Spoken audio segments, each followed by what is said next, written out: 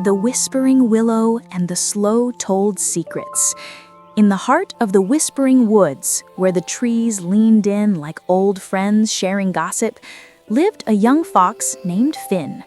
Finn was clever as a whip, quick to chase butterflies and outsmart the river's tricky bends. But when it came to learning, he was all pause and no progress. The great oak school, where animals from every corner of the forest gathered to swap wisdom, left Finn's head spinning like a leaf in a gale. Why can't I remember the stripes on a tiger's tail or the way a whale sings across oceans? He'd whine to his sister, Leela, a wise old owl who perched on his shoulder with feathers fluffier than summer clouds. Leela, with eyes that gleamed like polished acorns, had seen it all in her many flights. One misty dawn, as dew clung to the ferns like forgotten dreams, she gathered Finn and a ragtag crew of curious critters. Hopper, the rabbit, whose ears twitched at every rustle. Shelley, the tortoise, slow as honey but steady as stone. And Mira, the monkey, who swung from vines with questions faster than her tail could curl.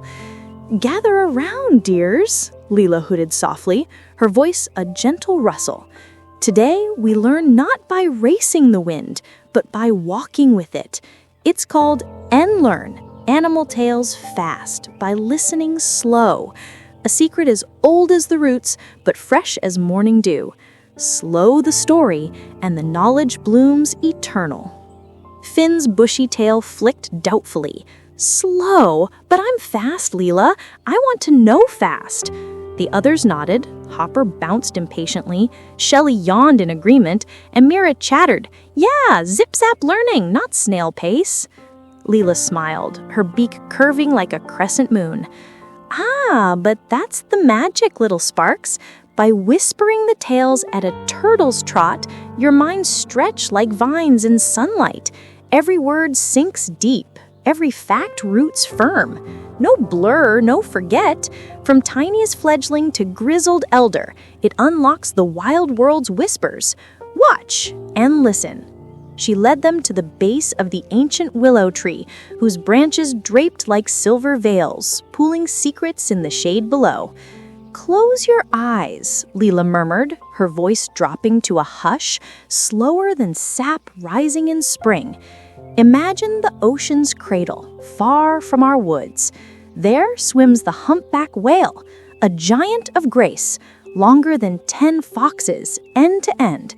Her body a mosaic of barnacles and scars from journeys vast as dreams.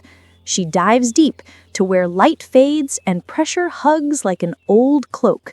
But oh, her song!" Leela's words unfurled like petals in the pause between breaths. Not rushed, not raced. Each syllable lingered, painting pictures in the air. She sings, a ballad low and haunting, notes that ripple through the blue, calling kin across 1,000 miles. "Come, find me. Share the krill's silver feast. Evade the hunter's shadow." Her throat vibrates, a bellows of bubbles, echoing off coral castles and kelp cathedrals. And in that slow serenade, she teaches her young how to breach the waves with a splash like thunder's applause, how to migrate with stars as maps, following the moon's milky trail. Finn's ears perked, his usual fidget stilled.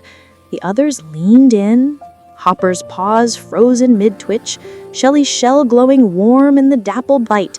No one interrupted. The slowness wove a spell, threading facts into their fur, feathers, and scales. Mira, who once swung away mid-lesson, now hung motionless, her tail a question mark uncurled. As the whale's tail faded into the willow sigh, Leela paused, long, deliberate, letting the sea salt linger on their tongues. "Now, feel it. What do you hold?" Finn blinked, astonished. "Her song, it travels farther than sight. She eats tiny shrimp by the ton, filters them through baleen like a sieve of sky, and her calves nurse milk richer than cream, growing strong for the deep's embrace." The words tumbled out crystal clear, etched in his mind like paw prints in mud. Hopper thumped a paw.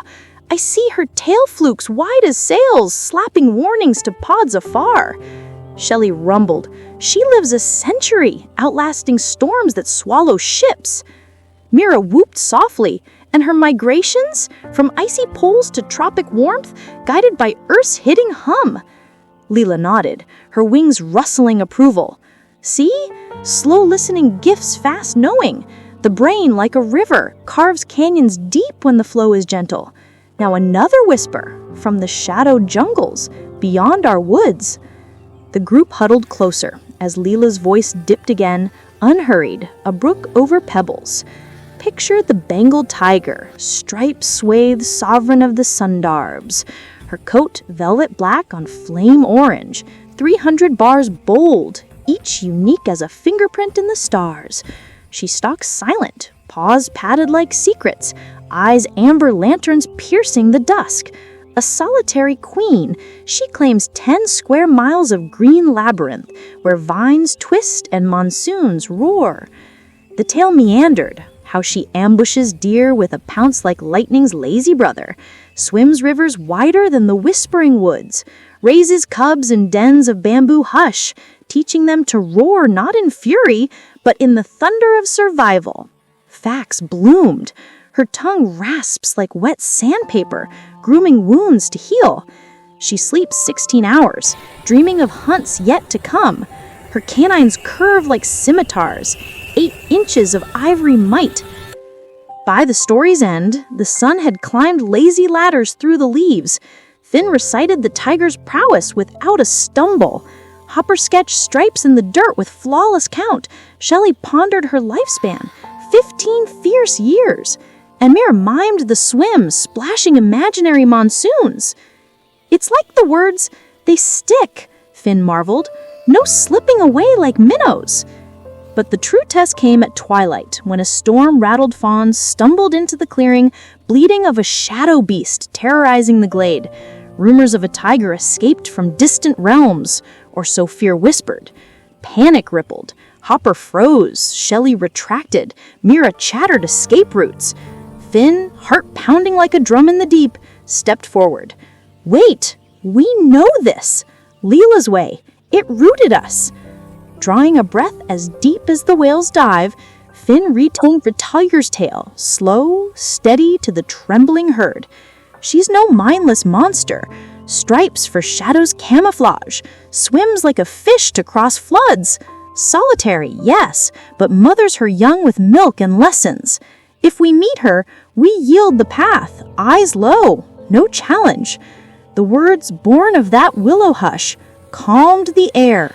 The beast proved a lost cub, mealing for its dam, guided home by Finn's gentle mimicry of a mother's low chuff, another gem from the slow-spun yarn.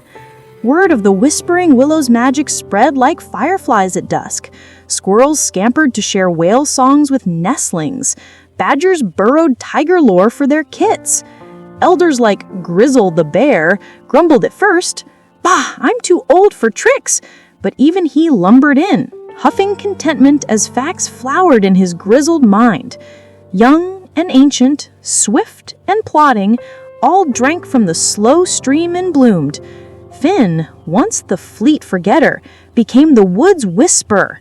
He'd say, "And learn it slow, tail high, and the wild world's wonders race to you, swift as thought."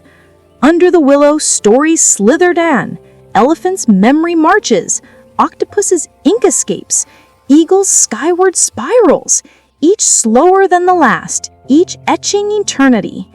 And so in the whispering woods, knowledge grew not in tempests, but in the quiet breath between.